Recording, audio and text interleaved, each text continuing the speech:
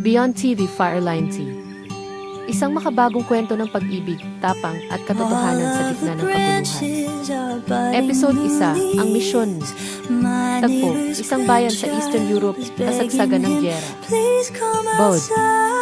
Si Lena Torres, isang matapang na journalist, ay ipinadala upang i-cover ang humanitarian mission sa isang lugar na winasak ng digmaan. Doon niya nakilala si Captain Ethan Reed, isang sundalong Amerikano na nagliligtas ng mga sibilyan. Sa unang pagkikita pa lang nila, nagbanggaan agad ang mga prinsipyo.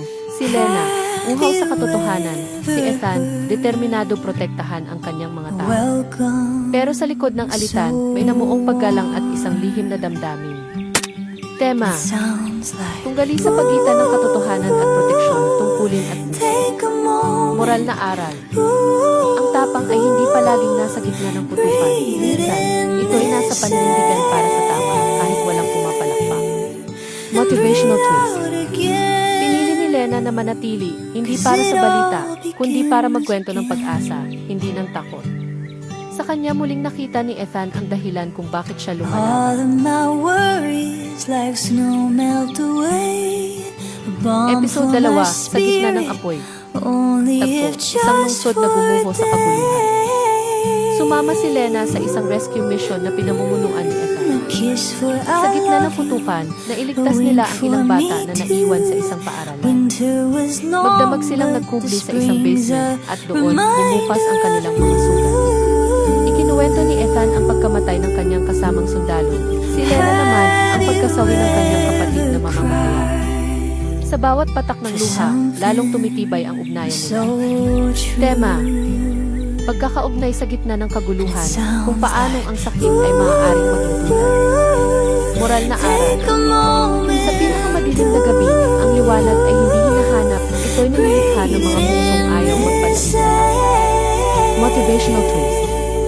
Naipalabas sa buong mundo ang buhay ni Lena habang inililigtas ni Ethan ang mga bata. Nagbigay inspirasyon ito sa isip. Natutunan ni Lena na ang journalism ay hindi lang naglalahad ng katotohanan, kundi nagliligtas ng buhay. Episode 3, Katahimikan sa gitna ng bomba. Tagpo, isang refugee camp. Lumipas ang mga linggo. Bumagal ang gyera, pero nanatili ang takot at trauma. Lalong lumalim ang relasyon ni Ethan at Lena, hindi sa halikan, kundi sa pag-unawa. Si Lena ay nagsusulat ng mga artikulo tungkol sa kabayanihan ng mga sundalo at sa bawat kwento, tila gumagaling ang mga sugat ni Ethan. Ngunit muling sumiklab ang kaguluhan. Kailangan niyang bumalik sa frontlines at nangako siyang babalik. Ngunit naman ni Lena, ang mga pangako sa gitna ng digmaan ay madaling masira. Tema, pag-ibig na ipinanganak sa gitna ng kawalang katiyakan. Moral na aral. Ang tunay na pag-ibig ay hindi laging nangangako ng habang buhay, sapat na ang tapang na magmahal ngayon. Motivational twist. Sa halip na matakot, nagsimulang sanayin ni Lena ang mga lokal na mamamahayag upang magkwento ng katotohanan. Ginawa niyang layunin ang sakit. Episode 4, Ang Huling Balita. Tagpo, walang komunikasyon, gitna ng bigla ang pag-atake. Nawala si Lena habang nagre-report sa isang ospital na binomba. Lumabag si Ethan sa utos at nagpunta para hanapin siya. Sa gitna ng buho, natagpuan niya si Lena, sugatan pero buhay. Magkasama silang nag-live broadcast, ipinarinig sa mundo ang huling mensahe ng pag-asa. Huwag kalimutan ang sangkatauhan. Ngunit bago matapos ang broadcast, tinamaan sila ng bala at bomba. Tema, sakripisyo at pamana, ang pag-ibig na mas malaki sa dalawang tao. Moral na aral. Ang mga bayani ay hindi laging nabubuhay, pero iniiwan nila ang dahilan para mabuhay. Motivational twist.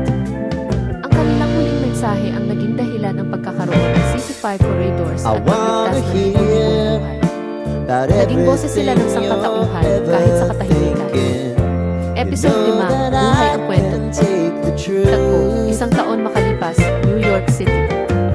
Nakaligtas si Lena, may mga pilat sa katawan at puso, pero tinapos niya ang dokumentaryo nila gamit ang huling recording process. Sa premiere ng pelikula, umiyak ang buong bata. Nalapitan siya ng ina ni Ethan at nagsabi, tagpuan niya ang kapayapaan. Lumakad si Lena palabas ng silid, may ngiti sa